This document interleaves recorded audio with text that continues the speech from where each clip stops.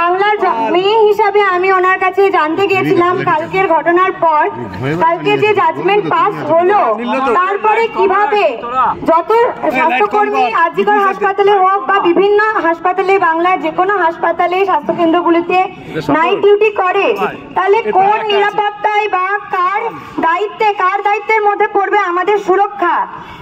এই ভয় নিয়ে গেছিলাম ওনার কাছে জবাব চাইতে। তাহলে আমাদের দায়িত্ব কার? উনি বললেন আমারও বাড়িতে মেয়ে আছে, আমিও মেয়ে, আমিও ভয় পাচ্ছি। কিন্তু যদি উনি ভয় পান তাহলে ভয়টা মুক্তি দেবে কারা? কে আমাদের ভয় মুক্ত করবে?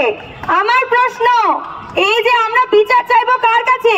যে সিবিআই মানে আইও অফিসার উনি নিজে ভয় পাচ্ছেন, ওনার বাড়িতে একজন মেয়ে আছে, উনি কারোর মা, উনি কারোর স্ত্রী। তাহলে আমরা তো সাধারণ মানুষ, আমরা তো সাধারণ স্বাস্থ্যকর্মী, তাহলে আমাদের নিরাপত্তাটা কোথায়?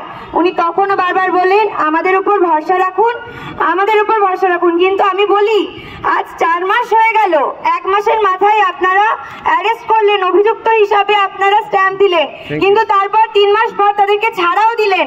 তাহলে আউটপুট তো কিছু আমরা পাচ্ছি না, যেটাতে বাংলার সাধারণ মানুষ বিশ্বাস করবে, ভরসা রাখবে যে ন্যায় আসবে।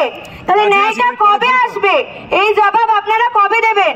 বা একটা গাইডলাইন দিন, যেটাতে সাপ্লিমেন্টারি চার্জশিট আপনাদের একটা নির্দিষ্ট গাইডলাইন দিন, এতদিনের মধ্যে আপনি দিয়ে দেবেন। উনি তাতেও বললেন আমরা সেটাও দিতে পারবো না, তবে ভরসা রাখুন। তাই আমি বাংলার সমস্ত জনসাধারণকে, আপামর জনসাধারণকে অনুরোধ করব, রাস্তায় আন্দোলনটা আমাদের রাস্তায় নেমেই করতে হবে, রাস্তা ছাড়লে হবে না। 1 ইঞ্চি যারা এই ধর্ষণ বা খুনে জড়িত তাদেরকে 1 ইঞ্চি জায়গা দেব না, তারা পালিয়ে বাঁচবে। কোনোভাবেই যারা জামিন পাক আর না পাক এই আন্দোলন ছেড়ে আমরা যাচ্ছি না, বিচার না পাওয়া পর্যন্ত এই আন্দোলন চলবে। তাই অভয়ার ভয় নাই, রাজপথ ছাড়ি নাই। Thank you.